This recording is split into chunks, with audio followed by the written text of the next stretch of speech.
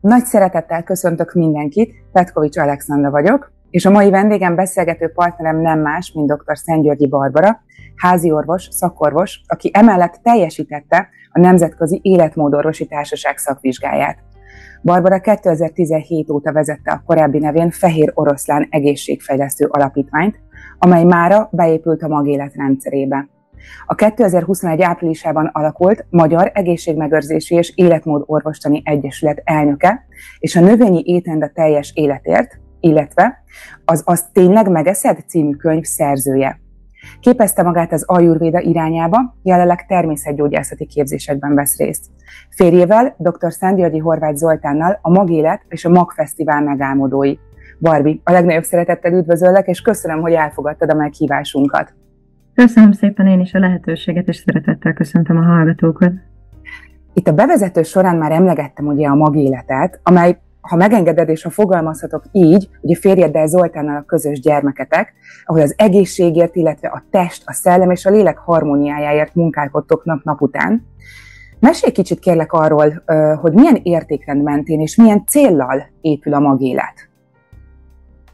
A magéletnek igazából az a lényege, hogy harmóniában legyünk test, lélek, szellem egységeként, gondolva magunkra tudjunk fejlődni, gyógyulni, tudatosodni, megérteni a folyamatokat az életünkben, ami kellemetlen, annak érteni a hátterét, azon tudni javítani. Tehát ez lehet egy érzelmi gyógyulás, lehet egy testi gyógyulás, lehetnek helyzetek, amik változnak igazából az életünkben, és ennek egy nagyon nagy része a felelősségvállalás. Tehát a mag szó az innen jön, hogy magunkból indul ki ez, ami körülvesz bennünket.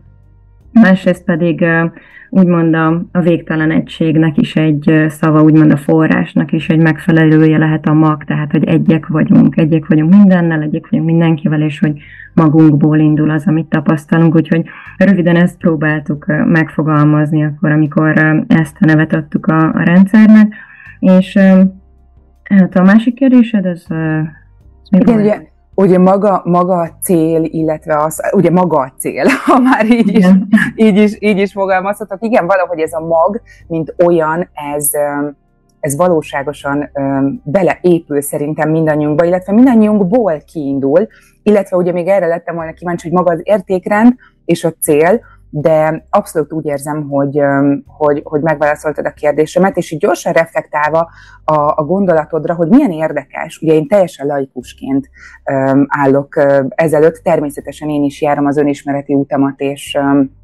és fejlődök ugye ebben az életben is, viszont valóban megtalálni ugye önmagunkban ezt a magot, hogy ez egy milyen összetett történet, és hogy itt tényleg ezt a hármast összehangolni, talán az egyik legnagyobb kihívás egész életünk során.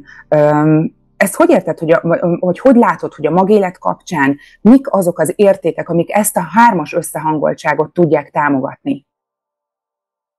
Egyrészt én azt gondolom, hogy az anyagiakon túl gondolás, tehát az, hogy a világot azért nem egy random és csak anyagi szintű dolognak látjuk, hanem egy élő egységnek, tehát úgy, hogy az élet, a mag, az mindannyiunkban jelen van, mindannyiunk igazából kapcsolódik egyfajta végtelen tudatossághoz, és az egyre jobban felébredett bennünk. Igazából ennek a folyamata az, amit szeretnénk kísérni, szeretnénk támogatni, mi magunk is megyünk rajta végig, ami egyfajta tisztulásként is felfogható, tehát hogy a testnek a tisztulása, a testnek a gyógyulása, ugye ehhez kapcsolódnak például az életmódi vonalai a magéletnek. Ugye itt beszélhetnénk az életmódorvoslásról, annak a pilléreiről, az egészséges alvás és mozgás és kapcsolatok, érzelmi jólét, egy tiszta táplálkozás, ami mindenképpen egy békéhez vezető, ugye növényi alapú étrend nálunk. Aztán a test megtisztulásán kívül ugye az érzelmi, lelki megtisztulás, tehát az, hogy úgymond az ego, most spirituális értelemben mondom, hogy ego csapdáiban vagyunk-e a félelem által vezérelve, vagy elkezdjük felismerni, hogy mik futnak bennünk, milyen játszmákban veszünk részt, és egyre inkább tudatosan reagálunk a helyzetekre, és egyre többször tudunk a szeretet állapotában maradni, és egyfajta szellemi megtisztulás, ami pedig arról szól, hogy ehhez az egységhez felhangolódni, felkapcsolódni mindenfajta egyszerűen mondva mondjuk bálványimádás és tévedések helyett, ami alatt nem azt mondom, hogy amit mi mondunk, hanem ami alatt azt értem, hogy mindenki saját magához, és mindenki a saját magában lévő végtelen bölcsességhez. Igen, és milyen érdekes ugye ennek ahogyan itt hallgatlak, így gyakorlatilag látom magam előtt egyrészt ezt a harmóniát, de hogy mennyire minden összefügg mindennel. És hogy tényleg ahogyan ugye a testünk jól van, akkor ez hoz egy lelki jólétet, egy szellemi tisztaságot, de ahogy a gépezetbe valami beakad, akkor egyik rántja magával a másikat, és hogy tényleg ez egy összefüggő történet ugye az ember életében. Illetve ugye, ha jól tudom, illetve a felvezetőben is elhangzott, hogy a hagyományos orvoslás szempontjából kezdted ugye a pályafutásodat, és ennek tükrében szeretném kérdezni, hogy látod, hogy napjainkban a hagyományos orvoslás és az alternatív gyógyászat, azok hogyan hatnak egymásra? Mára már talán megfér egymás mellett a kettő, akár egymást tudják támogatni, vagy a szakma krémje között még azért akadnak szkeptikusok az alternatívák felé?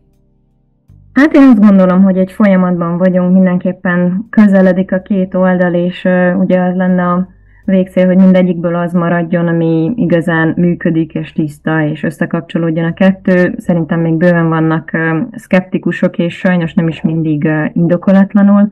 Tehát én most azt látom, hogy a hagyományos, hát ugye melyiket hívjuk hagyományos orvoslásnak, én most a hagyományos alatt arra gondoltam, ami a több ezer éves, tehát a természetesre gondoltam, és mondjuk a nyugati vagy modern orvoslás, meg ugye ami a gyógyszeres és sebészeti módszerek. Tehát mindegyiknek megvan azért a maga helye, és mindegyikből én azt gondolom, hogy fontos megtartani dolgokat, de hogyha egymást elismeri a kettő, akkor lehet igazából egy nagyon széles körű orvoslást majd létrehozni, ami egyébként figyelembe veszi azt is, hogy ahogy egy ember érzi magát, és amilyen fizikai tünetei vannak, annak köze van ahhoz, hogy hogyan gondolkodik, hogyan érez, mi történik éppen az életében, azt ő hogyan éli meg, tehát hogy egy komplex szemléletre van mindenképpen szükség, de egyelőre én azt látom, hogy az alternatív gyógymódok között is van egy nagy keveredés, van olyan, amit egy az egyben már most be lehetne emelni, és jobban el is fogad a szakma, mint például a kínai orvoslásnak egyes elemei, és vannak olyan dolgok, amiket lehet, hogy kihullanak majd úgymond a rostán, csak egyelőre nincsen rajtuk ellenőrzés, mert így is úgy is alternatív módszernek vannak tekintve. A hagyományos orvoslásból pedig nyilván megvannak azok a dolgok, amik az életmentésről szólnak, egy sürgősségi ellátásról, amik fontosak és óriási vívmányok a korábbi dolgokhoz képest, de mondjuk a krónikus betegségeknek a visszafordításában igazából saját magunkhoz, felelősségvállaláshoz, életmódorvosláshoz és a lelki-szellemi kérdések megvizsgálásához kellene majd visszatérni.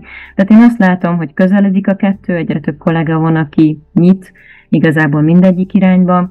Én magam is eredetileg is érdeklődtem az alternatív gyógymódok iránt, tehát én egyébként is azért végeztem el az orvosi egyetemet, aztán teljesítettem a szakvizsgát, hogy legyen hitelességem, legyen egy alaptudásom, úgymond a materiális gyógyítással kapcsolatban is, és hogy megpróbáljam szintetizálni a kettőt. Szerintem ez egy hosszú folyamat, nem egy ember fogja megcsinálni, nem pár év alatt, de én azt gondolom, hogy rajta vagyunk ezen az úton.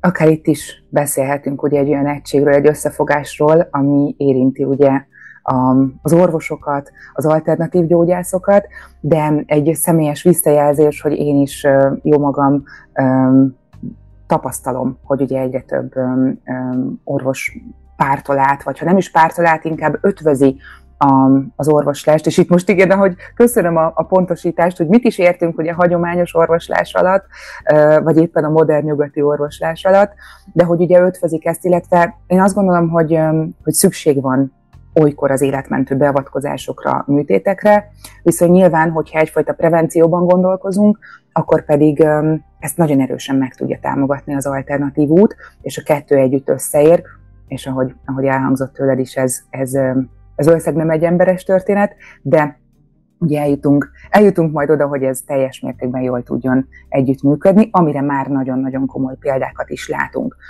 És ugye itt visszakanyarodva egy kicsit a magélethez, illetve ugye a magéletből azaz belőletek született ugye konkrétan a Magfesztivál, amelynek van egy nagyon erős üzenete, amely az előző kérdéseimhez is kapcsolódik, miszerint ugye tér vissza önmagadhoz, egy hét, ami átalakít.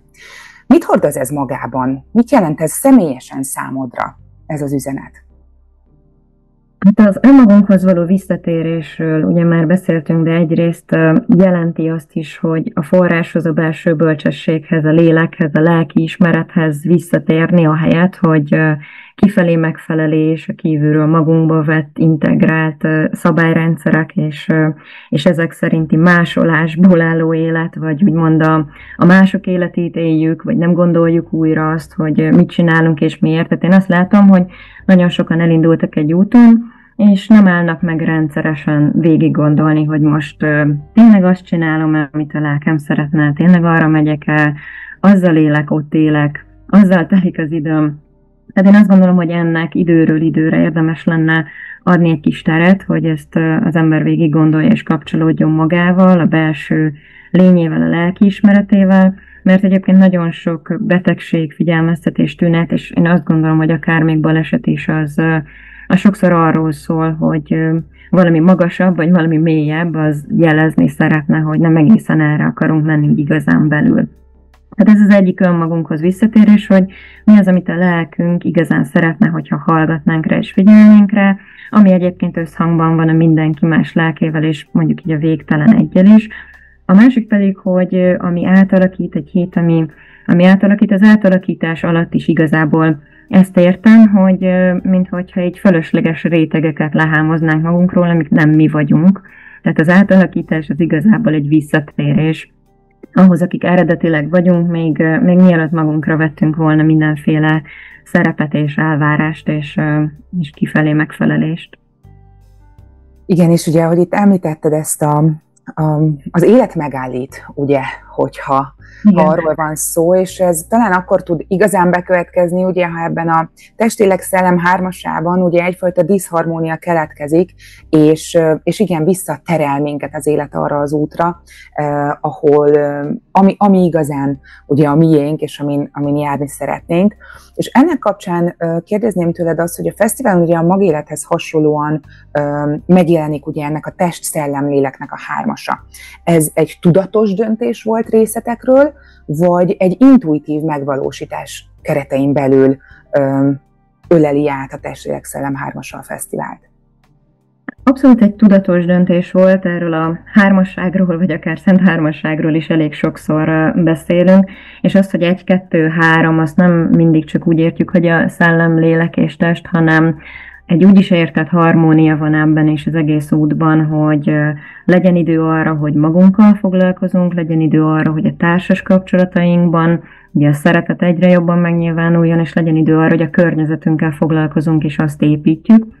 Igazából, hogyha ezekben van egyfajta elborulás, ugye valaki csak nagyon befelé él, vagy csak nagyon a környezetének, vagy csak nagyon mondjuk a párkapcsolatának, abból is tud egy ilyen egyensúlytalanság lenni, és a másik 2 téma akkor majd helyet követel. Tehát például ez a 3 út, amit mi így a magéletben külön választunk, mint magút, és szívút, és körút, így neveztük el, azok például erről is szólnak, nem csak a test-lélek-szellemről, és egyébként a helyszínek is így épülnek fel a Magfesztiválon, és a programok is. Ugye azért természetesen van egy nagy színpad, ami a Mag színpad, de azért ott mind a 3 út igazából helyet kap, viszont emellett van tudattér, ami ugye inkább a befelé figyelés, tehát inkább a meditáció, az energetikai gyakorlatok, hangfürdők, tehát egyfajta belül elmerülésnek a helye. Aztán van egy élettér, ami inkább így a szívúthoz, az életmódhoz, az egészséghez, a gyógyuláshoz köthető,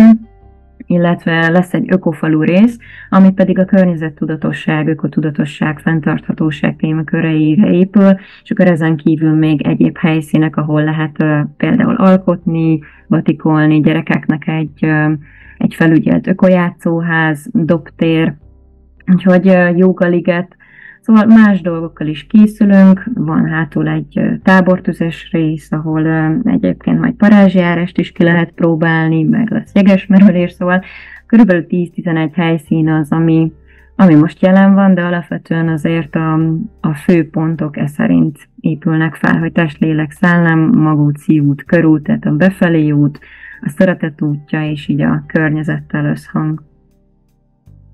Ahogy hallgatlak, nagyon egy szó villog így a szemem előtt, a lelki szemeim előtt, ami pedig nem más, mint hogy biztonság, illetve megtartó közeg. És hogy nagyon azt érzem, hogy gyakorlatilag a fesztivál, illetve a fesztiválon olyan emberek, illetve olyan résztvevők lesznek, ahol megengedett, hogy az önmagunkban ezt a magot felfedezzük, és akár el is érjük. A te olvasatodban, Barbie, mit jelent egy ilyen közegnek a létrehívása? Gyakorlatilag egy olyan közegnek, ahol nem kell megfelelned, csak lenned. Hogyan valósul ez meg a fesztiválon a programhelyszínek és az általános hangulat tükrében? Van néhány alapelv, ami egyébként garantál egyfajta hangulatot és garantál egy biztonságot. Köszönöm is, hogy mondtad ezt a szót. Azért tavaly is sokan jöttek családosan, kisgyerekekkel, és az egy nagyon nagy élmény volt, hogy ott ők szabadon játszhattak, és igazából nem kellett attól tartani, hogy valami olyat látnak, amit ugye gyereknek nem lenne jó, mert hogy a fesztivál tudatmódosítószermentes, alkoholmentes, nincs alkoholárusítás, tehát hogy nyilván ez már egy picit más közeget fog hozni, mint amit úgy általában várunk egy fesztiváltól. Aztán nincs vásár sem, nem azért, mint hogyha úgy amúgy lenne vele baj, csak annyi, hogy viszi a fókuszt. Tehát, hogyha befelé figyelést szeretnénk, és egy kicsit elszakadni ettől a fogyasztói kényszertől, amiben ugye belenövünk, akkor abban ez is segít, hogy nincs egy vásár, ahol úgymond nézelődünk, hogy na most mit szerzünk, mit viszünk haza, és ez is segít abban, hogy tényleg jelen létben legyünk, és magunkban, és a csendünkben, vagy egymáshoz kapcsolódjunk, tehát úgymond erről a hajszoltságról egy kicsit ez is segít leszállni. Aztán az étrend is olyan, hogy mindenképpen egy békét kialakító étrend, ennek tudományos alapja is van, energetikailag is lehetne magyarázni, de hogy alapvetően egy erőszakmentes vegán étrend van, amiből amúgy most harmadik éven a hagymafélék is kimaradnak. Első és második éven is így volt, egyébként keleti hagyományokban minden szellemi gyakorlásnál ezt mellőzni szokták, mert hogy van egy kicsit ilyen irritáltá tevő hatásuk, meg azért általában így az anyagiasság felé tudnak mozdítani, tehát amit mi láttunk így az első 2 évben, hogy egy nagy béke van, pihenés, hogy emberek megnyugodnak, tudnak könnyen kapcsolódni, és igazából ugye van biztonsági szolgálat, de nem nagyon van dolguk. Egyébként még egy dolog, ami ezt segítheti, hogy a magéletkezeléseket például ki lehet próbálni. Most is lesz kezelőtér, és hogyha valaki esetleg úgy érkezik, hogy valami megoldandóval, vagy akár fizikai problémával, akkor közben már oda is tud menni, gyógyulni, lehet, hogy válaszokat kap, segítséget kap, tehát hogy mindenképpen ez is egy szerves része a fesztiválnak. Milyen jó is ezt hallgatni, hogy ismételten, ahogy hallgatlak, jelennek meg ezek a képek, hogy szerintem a lelkünk annyira ki van éhezve erre a fajta békére, mint egy üdítő korty vízre, és talán még, amiről érdemes említést tennünk, hogy ennek az egésznek napjainkban az egyik legnagyobb gyilkosa az online tér, illetve hogyha jól sejtem, ugye maga a digitális detox az szándékos eleme is ugye a fesztiválnak. Mit gondolsz, hogy ugye ezek mellett, amiről most eddig beszéltünk, maga a digitalitás milyen hatással van, illetve ez a digitális detox milyen hatással van a résztvevők élményére, a kapcsolatteremtésre? Szerintem egy óriási felszabadító ereje van, tehát én azt gondolom, hogy a digitális világ és a képernyő függés, és az, hogy amikor van 5 percünk, 10 percünk, fél óránk, akkor lehet, hogy görgetjük a telefont, pedig egyébként lehetne ilyenkor elgondolkodni azokon a kérdéseken, amik szeretnének felmerülni, és amik belülről szeretnének bennünket megszólítani, csak soha nem kapnak időt és teret, vagy egyébként lehetne ilyenkor olvasni, vagy beszélgetni, vagy kapcsolódni, tehát azok a dolgok, amiktől igazából a lélek élne, azoknak nem nagyon van ilyenkor hely. És ahogy mondtad is, hogy szomjazik, pont ezt a kifejezést gondoltam használni, hogy a lélek úgymond kiszárad ebben a nagy digitális világban. Tehát az, hogy a fesztiválon ez nincs jelen, ez nyilván nagyon sok energiát is felszabadít, nagyon sok időt, több helyet a kapcsolódásra, tehát hogy a szeretet is tud emelkedni, a béke is tud emelkedni, egyáltalán a jelenlét, mint olyan, a jelenlétnek az öröme meg tud jelenni. Amúgy az egyik tér, a csend tér, az új lesz az idei fesztiválon. Itt igazából csak arra gondoltunk, hogy lesz egy kijelölt hely, ahova bárki oda mehet, úgyhogy tudod, nincs beszélgetés, kezdeményezés, hanem tényleg csendben lenni lehet ott többen is egyszerre, tehát hogy nyilván nem erről szól azért az egész fesztivál, mert van sok workshop, van sok beszélgetés, előadás, zenei programok, de hogyha valaki nagyon azt érzi, hogy tényleg szüksége van erre, akkor egy ilyen helyet is fogunk biztosítani. Egyébként egy-két csendmeditáció is van. Én tovább is meglepődtem egyébként, hogy milyen sokan jöttek oda, úgyhogy igen, én azt gondolom, hogy úgy van, ahogy mondod, hogy erre igazából nagy igényünk van, és lehet, hogy addig meg sem érzi az ember, amíg nem adja ezt meg magának legalább egy kicsit. Abszolút.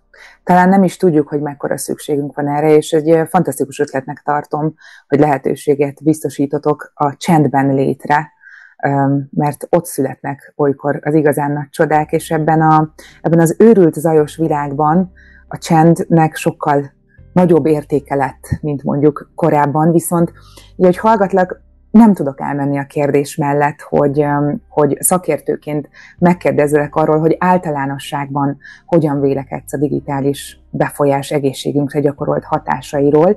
Ugye most hallhattuk a gondolataidat a fesztivál tükrében, de hogyha egy általánosságról beszélünk, és ezt a fajta kiszáradást még egy picit boncolgatjuk, akkor hogy látod, hogy a mindennapjainkra ez hogyan hat, ez az őrült rohanás és információáramlás?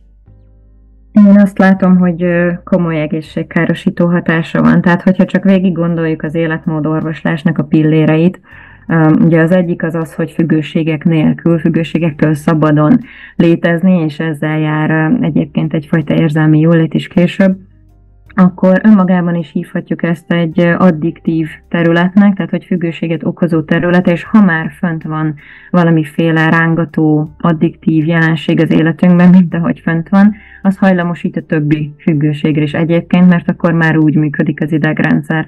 És értem ez alatt akár a dohányzást, akár a nassolást, tehát hogy bármi hasonló dolgot, ami igazából oda köt, és van egyfajta kényszerítő ereje.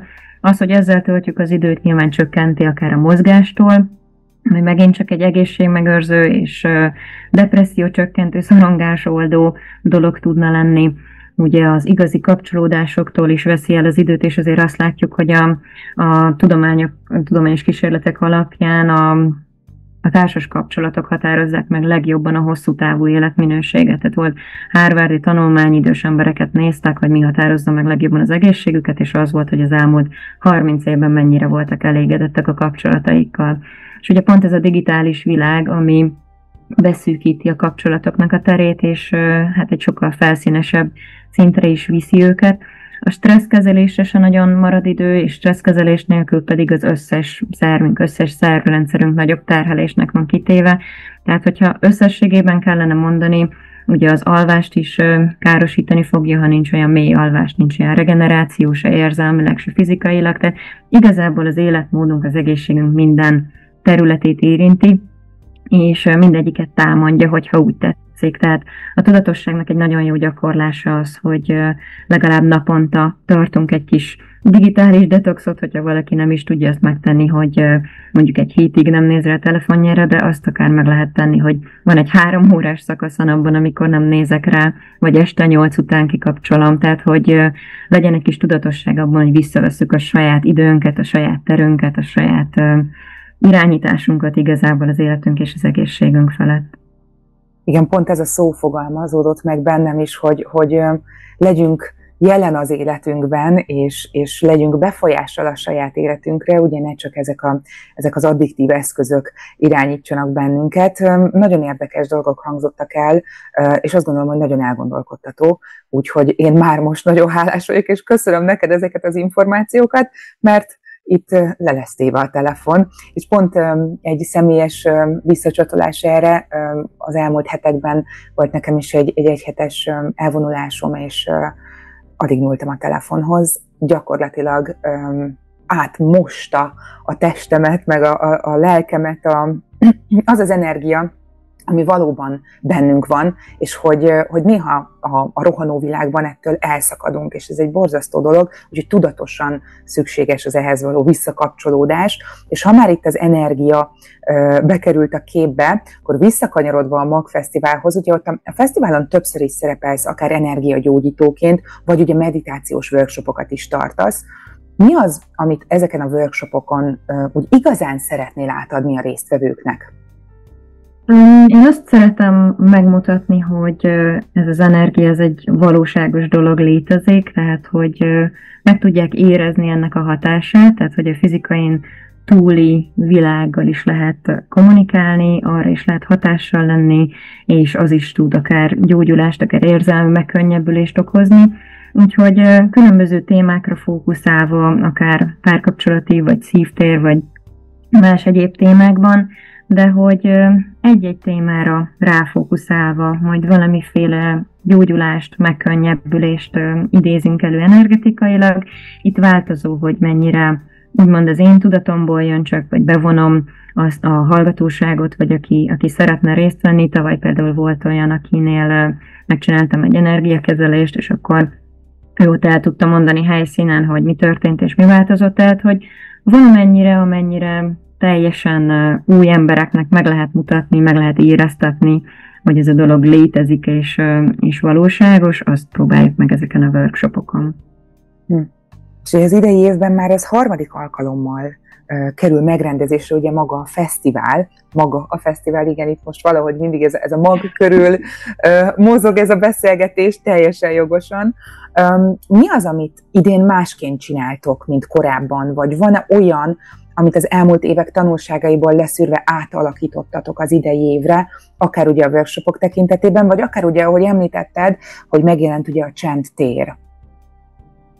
Igen, én azt gondolom, hogy az eredeti elveinket tartjuk, és szeretnénk is tartani, és csak addig fogjuk folytatni a fesztivált, amíg fenntartható lesz ezek alapján, az elvek alapján, mert ugye, ha belegondolsz, az, hogy nincs alkohol, árusítás, nincsenek kiállítók, vásár, ugye ez mind egyfajta anyagi lehetőségtől való, hogy mondjam, csak elállást jelent annak érdekében, hogy legyen egy befelé figyelés.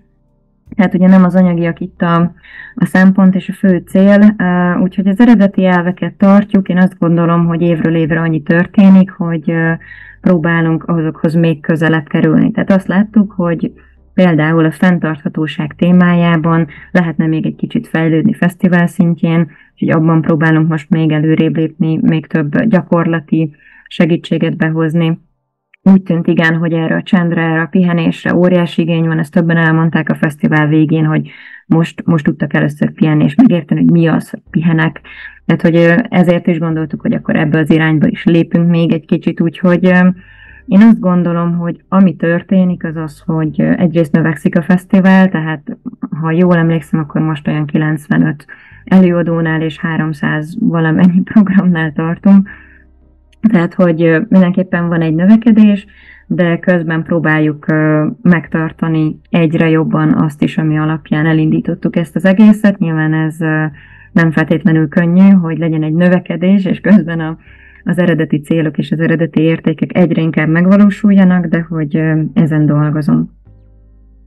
Hát mindenek előtt hadd gratuláljak számodra, mert azért ez óriási, amit megalkottatok, és hogy tényleg ennyi érdeklődő van jelen, ennyi előadó a témák különböző verzióiban. Tehát tényleg, ahogyan én is böngésztem a fesztiválnak a weboldalán, úgy érzem, hogy mindenki talál olyat a saját maga számára, amire éppen szüksége van, és ez egy óriási dolog, és a megvalósítás. Itt jó egy kicsit betekintést nyerni a hátterébe is a fesztiválnak, és ugye közeledik az idei fesztivál, ugye a jövő héten kerül megrendezésre augusztus 4-e és 10-e között a Békés-Dámfoki Üdülő Központban, a Kettős Körös torkolatánál. Ugye itt most már belementünk a részletekbe, beszéltünk úgy igazán arról, hogy mire számíthatnak idén a fesztiválozók, de ha néhány mondatban megfogalmazott eszenciát, üzenetet adnál át akár a résztvevők számára, vagy akik most gondolkoznak azon, hogy csatlakoznak a fesztiválozók körébe, akkor mi lenne az a néhány gondolat? Az egyik az mindenképpen, amiről eddig is beszélgettünk, hogyha valaki szeretné megérezni, hogy milyen az, amikor semmi nem rángatja, csak önmaga lehet, és szabad lehet, és pihenhet, és töltődhet, és egyébként semmilyen elvárás sehonnan nincsen, akkor erre ez egy tökéletes hely és idő. A másik, hogy úgy van tényleg összeállítva, hogy mondtad is, hogy nagyon sokféle témában, egyébként minden témában nyilván igyekeztünk az adott terület szakértőjét felkérni, tehát rengeteg orvos és tanító is, más egészségügyi szakemberek, stb. Szerepelnek az előadók között, tehát ha valaki tanulni szeretne, akár életmódot váltani, tehát húzni egy vonalat és máshogy folytatni tovább, akkor arra is egy óriási lehetőség. És hát a harmadik dolog az, hogy sokfélék vagyunk, és mégis együtt egyszerre egy helyen mást tudunk majd választani, mert ugye ott van a Szabadstrand, ami egész héten csak a miénk. Tehát lehet az, hogy jön egy baráti társaság, jön egy család, ahol valaki strandolni szeretne, nyaralni szeretne, a másik ójuk pihenni szeretne. Igazából a gyermekeknek ott van ugye az ökojátszóház, óvónői felügyelettel, tehát a szülők is választhatnak, hogy mi az, amivel töltik az idejüket. Tehát amire itt egy óriási tér és lehetőség van, az az, hogy mindenki szabadon azt csinál, amit szeretne, mégis ugye együtt vannak egy héten, ami lehet nyaralás, tanulás, életmódváltás, pihenés, igazából bármi. Barbi, hálásan köszönöm még egyszer, hogy bepillantást engedtél nekünk a kulisszák mögé, és kívánom, hogy minden úgy alakuljon, ahogyan megálmodtátok. Sok örömet és mély belső tapasztalást kívánunk a résztvevőknek augusztus 4 és 10 között a MAG Fesztiválon. Köszönjük szépen! Hallgatóinkat pedig így a beszélgetés végén szeretném arra buzdítani, hogy kövessék a Csak Pozitívan magazint a különböző social media felületeken, jelen vagyunk a Facebookon, Instagramon, LinkedInen és Pinteresten is. Hallgatható tartalmaink a Spotify-on, Soundcloudon és a YouTube-on elérhetőek, ahol a feliratkozás gombra kattintva elsőként értesülhetnek friss tartalmaink megjelenéséről. Illetve minden hónapban érkezünk legfrissebb lapszámunkkal, amely a www.csepn.hu oldalon elérhető.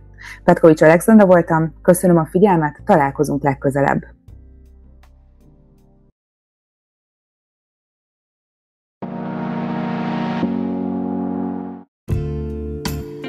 Lájkold a videót, iratkozz fel, kövess be a magazint Facebookon, Instagramon, LinkedInen és Pinteresten. Köszönjük! A Csak Pozitívan magazin a tudatos emberek tudatos választása. Gondolkodást formálunk, segítjük olvasóinkat a felelős és tudatos döntésekben. www.csepn.hu